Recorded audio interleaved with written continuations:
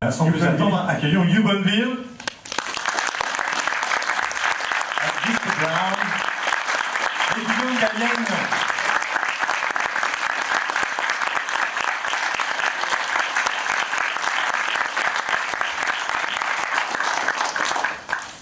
Cher Hugh Bonneville, grâce à vous, nous allons découvrir les personnages de Paddington. You're going to introduce the characters of Paddington for us. Well, bonjour, mesdames et messieurs. That's about as far as my French goes, I'm afraid.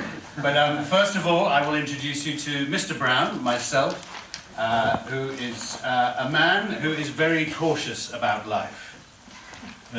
Pour commencer, je vais vous présenter Monsieur Brown, c'est son personnage, donc un homme qui est très... Guillaume, aidez-moi, car je ne suis pas traducteur de métier, qui est very cautious.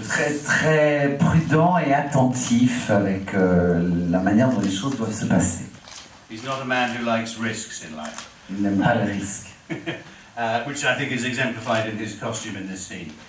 Ce qui est démontré d'ailleurs par son costume dans cette scène.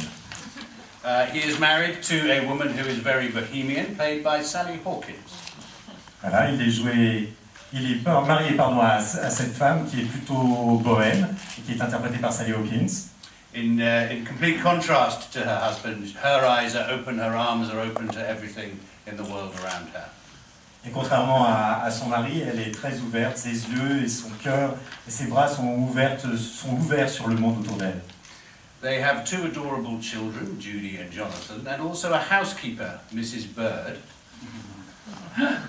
Mrs. Bird, who is played by the wonderful Judy Walters. She is a woman of Scottish descent and has interesting cleaning habits. C'est une femme d'origine écossaise qui a de drôles de tics pour faire le ménage, comme vous pouvez le découvrir à ses pieds. And another character who is very important to the books of Paddington, to this character that has been popular in Britain and the world since the late 1950s, is the character of Mr. Gruber, who is an antiques dealer. Un autre personnage important dans les livres de Paddington, qui sont donc populaires depuis la fin des années 50, c'est le personnage de Monsieur Gruber, qui est interprété ici par Jim Broadbent. And it's Mr. Gruber who becomes a great friend of Paddington's and a great confidant to the family. Monsieur Gruber qui devient un très bon ami de Paddington et un confident de la famille. But not everything is sweetness and light in 32 Windsor Gardens, where Paddington comes to visit. Mais tout n'est pas que joie et bonheur au 32 de la rue où habite la famille Brown et où Paddington donc vient leur rendre visite. Every good drama needs a dark force at its heart, and that is in the form of Nicole Kidman, who plays a taxidermist. And I think you can guess where the story is going. Voilà, et à toute petite histoire, il faut un bon vilain. Ici, il est interprété par Nicole Kidman, qui joue une taxidermiste, et je pense qu'à partir de ce moment-là, vous voyez où l'histoire va nous mener. But this film, which is about a stranger coming to England as a refugee, really, someone who can no longer live in the comfort of his own home, whose circumstances mean that he has to leave his own country. This is someone who is looking for a home, and that is a bear from darkest Peru. Ce film, c'est bien sûr l'histoire d'un réfugié, celle de quelqu'un qui ne peut plus rester chez lui, qui est obligé de trouver un nouveau foyer, et c'est celle de cet ours qui est obligé de quitter le Pérou. And to tell you a little bit about that bear, and the person who is going to voice the bear here in France, and who actually knows the bear from his own childhood, Guillaume. Bonjour. Comment on passe après, franchement, la classe anglaise incarnée, la tête aux pieds, le mec il pue Savile Row, il a des costumes sur lui, il parle un anglais absolument divin, et en plus il est sympa, donc voilà, il faut ramer. Donc je vais ramer, moi je vais vous parler de l'ours.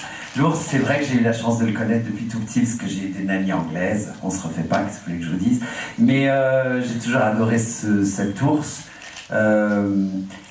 C'est vrai qu'il incarne ce truc que j'adore dans l'humour anglais, qui est que les Anglais peuvent accepter absolument tout type d'étrangeté, d'originalité, du moment que cette personne-là rentre dans leur code. Et c'est exactement ce qui se passe avec ce Paddington, c'est-à-dire que du moment qu'il apprend les codes et les traditions britanniques et qu'il est bien élevé, ma foi, personne ne remarque que c'est un ours pratiquement. Il y a cette espèce de loi anglaise qui est never explain, never complain, et donc on ne justifie pas, et donc bah, c'est un ours, ma foi, on en a vu d'autres. Et voilà, et ça j'adore ça, et c'est vrai que la relation qu'il tisse avec cette famille Brown et Gruber est absolument délicieuse. C'est à la fois drôle et poétique, évidemment, avec un humour anglais que j'affectionne particulièrement. Et avec tout ce qu'il peut y avoir d'incongru dans la naïveté, dans la découverte, dans les erreurs évidemment qui s'en suivent.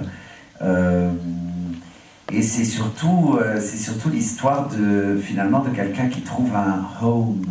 Et ce mot qui est tellement plus fort en anglais qu'en français, mais voilà, il trouve une famille. Cela dit, le mot famille est assez beau. Et moi, c'est mon fonds de commerce, donc j'aime bien ça. Et c'est surtout cette histoire-là qui est racontée là, c'est comment on se trouve une famille et comment cette famille se crée autour d'un étranger. Et c'est fait d'une manière drôle, poétique et vivante, et puis surtout le boulot de rendons hommage quand même techniquement à ce qui a été fait pour non mais c'est dément, comment ça s'appelle Framestore, qui a fait un boulot absolument hallucinant, parce que à aucun moment on sent de trucage, de gêne, de décalage, voilà. Donc moi j'étais très admiratif de ce travail-là. Voilà. Voilà, on va justement laisser. Bien sûr. Vous pouvez prendre ce micro. Je voudrais juste aussi rendre hommage au producteur David Eman, qui est, quand on parle de Framestore, parce qu'il a passé des centaines d'heures à Framestore. Donc David Eman avait fait Harry Potter et Gravity chez Framestore. Donc je pense qu'il connaît bien, et donc il y a un travail d'une qualité créative et technique qui est inouï. Vous allez voir le rendu sur cet ours, qui paraît vraiment vivant. Mais je voudrais aussi rendre hommage à David Eman, qui malheureusement ne pouvait pas être avec nous aujourd'hui, et qui, sur ce film-là, a fait un boulot avec Framestore exceptionnel. Voilà, justement, je vous propose que nous regardions maintenant les extraits que vous êtes venus découvrir. Encore une fois, des extraits qui sont vraiment totalement exclusifs. Vous pouvez, voilà, merci.